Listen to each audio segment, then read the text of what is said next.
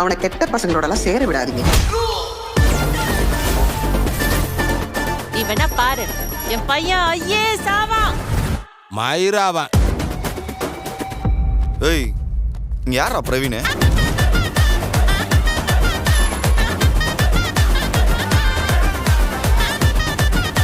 இனிமே உங்க கவனம் முழுக்க படிப்புல மட்டும்தான் இருக்கணும். ஆனா எனக்கு என் மைண்ட்ல ஓடுறதெல்லாம் ஒரே ஒரு விஷயம் தான், லவ் லவ் லவ்.